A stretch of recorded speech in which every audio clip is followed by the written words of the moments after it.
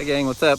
Welcome back here to another edition of Intuitive Angling, and really appreciate you guys watching today's video. And today we got a video, guys, where we're going to be talking about something that does not get talked enough about in fishing in terms of the success that it allows you to have or doesn't have, and allows you to have an overall good or poor experience in fishing. And that's the impact that your significant other, your partner, your boyfriend, your girlfriend, whatever you're comfortable calling it, has on your fishing. So we're going to get into that a little bit, going to give you guys some of my opinions on it. So real quick, guys, before we get started, just wanted to give you the weekly reminder about our summer Fish the Moment lake map breakdowns. We usually run them throughout the month of August, and if you're interested in it, just check out the link that I'll put in the description here to the Fish the Moment lake map breakdown section there, and you can get all the lakes we have up on the website there.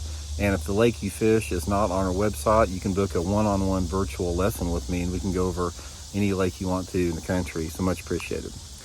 Okay, guys, significant others, wives, boyfriends, whatever like that. Guys, you cannot discount the impact that this has on how fun or how miserable or how much success you're going to have in fishing. It has a huge impact because so much of fishing, especially on a competitive level, has to do with sort of the mental, emotional part of it. And you simply cannot focus on what you're doing in anything, fishing, whatever it is, if things aren't, right at home, that type of a thing. So I sort of want to give you guys some tips and advice on that. Now, a lot of you guys have seen, you guys have seen my wife, Kim, here. I'll tell you a little bit of story about that. How Kim and I met is I saw a picture of her holding up a smallmouth bass and a northern pike. And I looked at that and said, God, that's just unbelievable, man. There's somebody like that likes to fish. So that's how we got in contact. Is I contacted her after I saw her with this picture of the smallmouth and the northern pike, and found out that she really liked to fish, had a big interest in fishing. And that's sort of what's got us going to eventually, get married.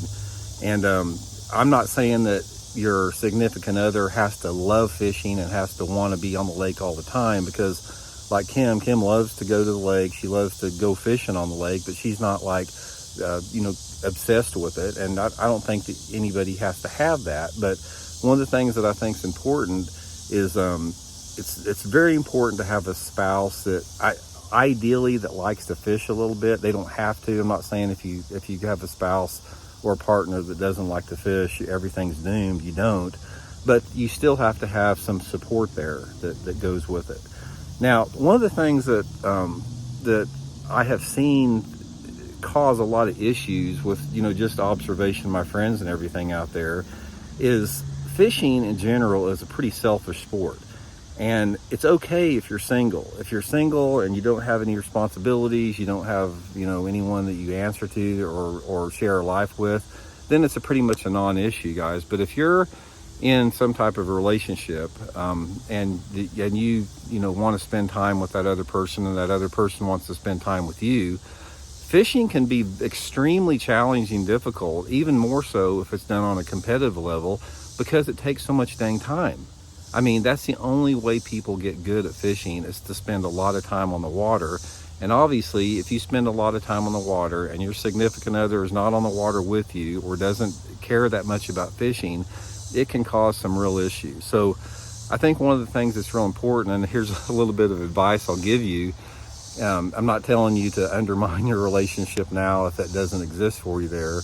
But ideally, try to find somebody that has some type of interest in fishing. It doesn't have to be fanatical, but they enjoy being on the water. That is a huge plus, guys, to making things smoother.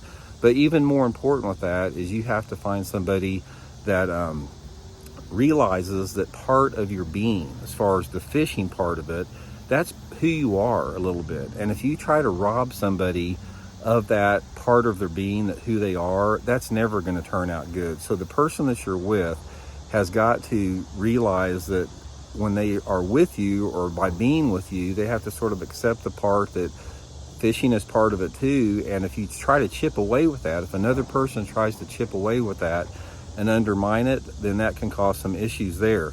But at the same token, if you want to be in a relationship with somebody and you're a fisherman that loves to fish, you have to realize that sometimes you got to put fishing on the back burner, and it cannot be like this top priority all the time. You have to be willing and you have to be able to balance the time at home with your significant other and time on the water, and that's different for everybody. Everybody requires different time frames with that.